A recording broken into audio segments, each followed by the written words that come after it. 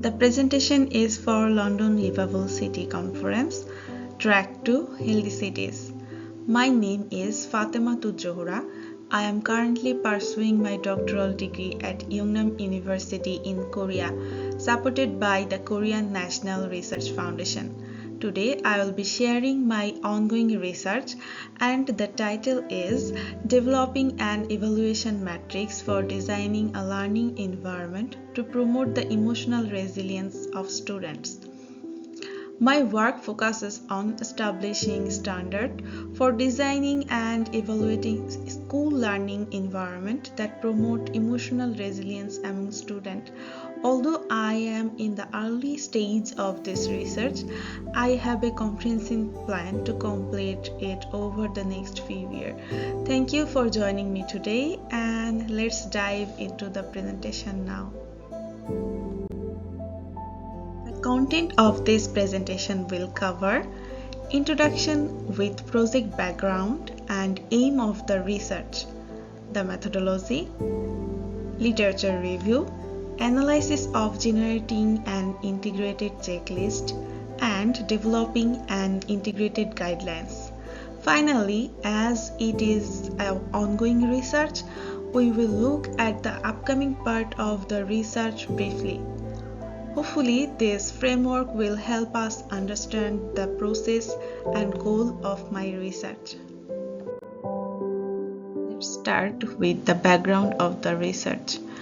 The Korean educational system faces a serious problem with educational stress due to tough academic demand, high social expectation, and forced competition among students.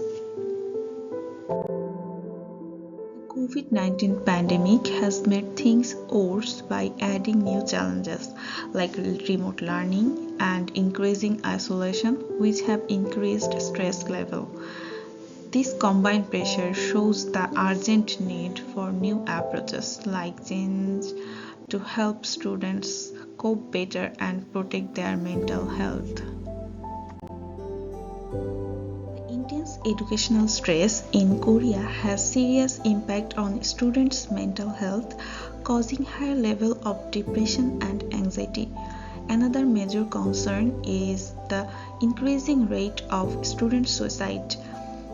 Elevated stress from academic pressure is a key factor contributing to this tragic outcome. A news report highlighted that 1 in 3 young students felt suicidal due to academic burden, which is extremely alarming and calls for urgent action to address this mental health crisis. What is the solution of this situation?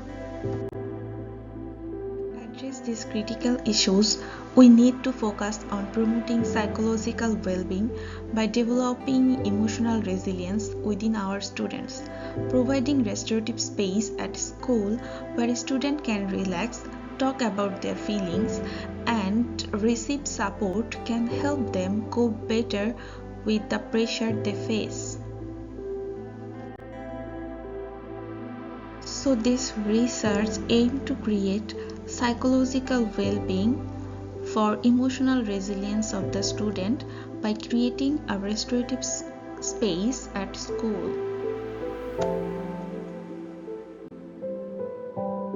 Achieving psychological well-being involves finding balance affected by both challenging and rewarding life events.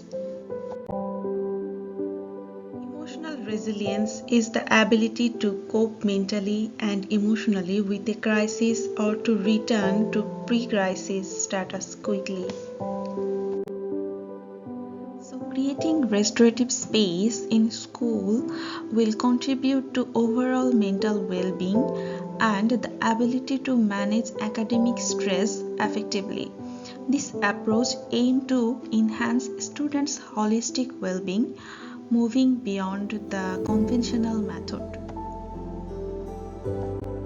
This diagram illustrates a comprehensive methodology for the research aimed at understanding and promoting student psychological resilience through the development of restorative space within school.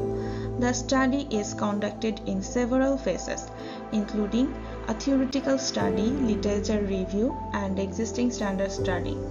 Currently, structured and semi-structured surveys are conducted, and an integrated checklist for the restorative space of school is developed as a part of the data collection process. All collected data undergoes the analysis, leading to the generation of the guidelines for creating restorative space in school, which are expected to enhance students' psychological well-being. The findings are then integrated into a criteria matrix that outlines specific parameters for developing such space effectively. The research employs a verifying tools, including students' resilience questionnaire survey, checklist survey, and AI-generated image workshop as an user participatory tool. The research also analyzed existing standard and related research, including well-building standards version 1 and version 2 and DJDS restorative space design guidelines. The generated guidelines aim to enhance students' psychological resilience, align with existing standard and literature, and are informed by an integrated criteria matrix.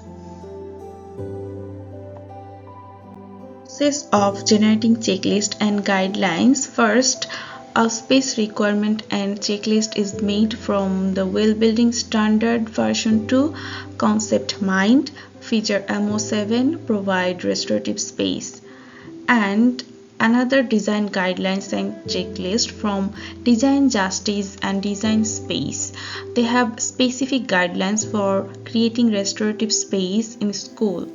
Combine them together with some questionnaire survey and AI image workshop, an integrated checklist and guidelines is provided.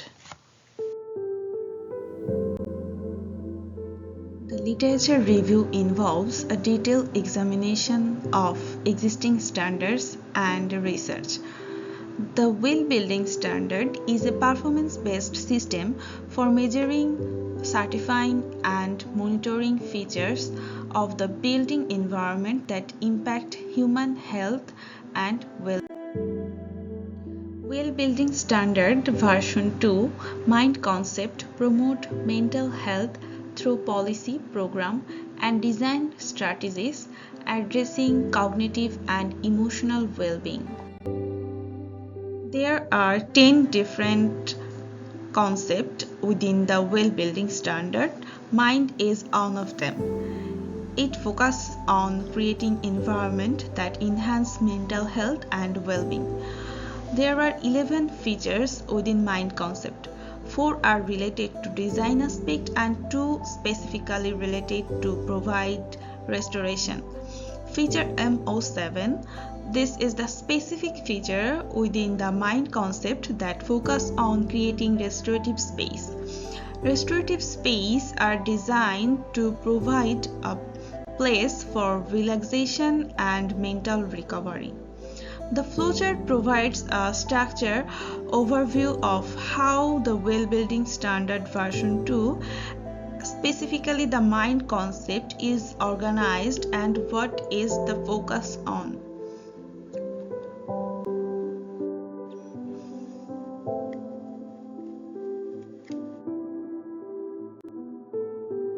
The first and seventh features are related to restoration. Seventh is specifically related to creating restorative space. Second, sixth, and ninth are about designing space in general. The first feature is talking about dedicated space for restoration and relaxation within an accompanying policy permitting breaks during work or school hours. Our main focus, feature MO7, is about the guidelines of designing a restorative space. The 4 features which is related to designing space and the features MO7 is focused on providing restorative space. And our another focus standard is from Designing Justice, Designing Space, which is a multidisciplinary architectural design firm. They have their own guidelines and tools to create a restorative space at school. It's a case of a restorative space specially designed for youth, following the guidelines of Designing Justice and Designing Space. Though the backgrounds are different, it could be useful for making our guidelines in Korean context. We have a checklist for the design of a restorative space, which is talking about daylighting, windows and view, access to nature, privacy and neutrality.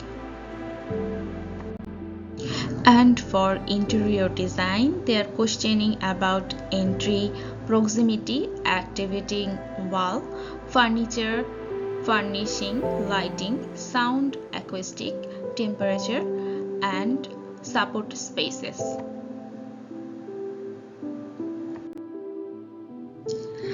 In the analysis process, the first step is to find the common features between DJDS and WELL V2.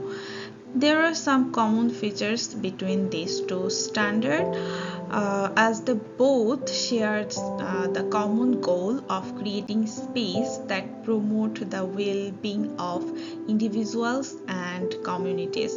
Well, there are some similarities between the two standards. It is important to note that they have their different approach to achieve their goal. DJDS is focused on creating space that promote restorative justice, education and workforce development programs instead of imprisonment, while the well-building standard focus on creating space that enhance the human health and well-being. These are some common features between DJDS and Well Building Standard version 2 Restorative Space Design Guidelines. Finding the common features will help to create integrated guidelines. DJDS guideline is divided into two parts: restorative space design checklist and interior design checklist. It will also help in the further process of making an integrated guidelines. It's the final integrated checklist of designing a restorative space. It has some requirements and observation. The requirements has the purpose, the size of the space, the environment, which is about space design and interior design, and some resources. The observations are questioning about the requirements. It can be a useful tool to surveying any kind of existing restorative space in Korean school. These are the integrated guidelines for designing restorative space at school, which contains some requirements and design guidelines.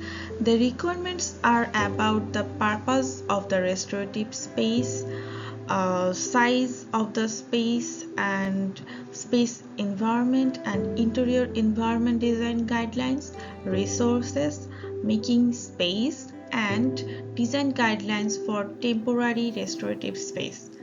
Hopefully, these design guidelines will enhance students' psychological resilience while aligning with existing standard and literature. It will serve as a framework for designing effective restorative space within a school. These guidelines are the final outcome of the research until now.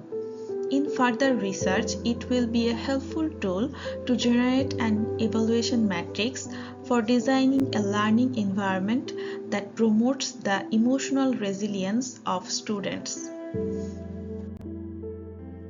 Currently, we are conducting a questionnaire survey among high school students. Our focus is to analyze the child and youth resilience measure to understand current resilience level. Additionally, we are studying related research to adapt and contextualize this measure specifically for Korean youth. And next, we are planning for a checklist survey. In parallel, we are also planning and preparing for an AI generated image workshop. In that workshop, the students will be able to give their feedback on the generated image.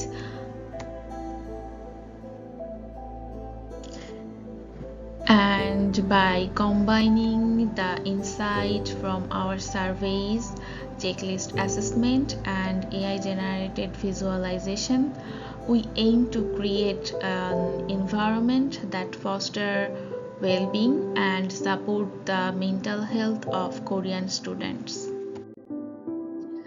These are some of the reference of the research, and I would like to acknowledge that most images used in this presentation are AI generated. Thank you for your attention and commitment to this important journey. Let's continue working together to make a lasting impact in our educational community.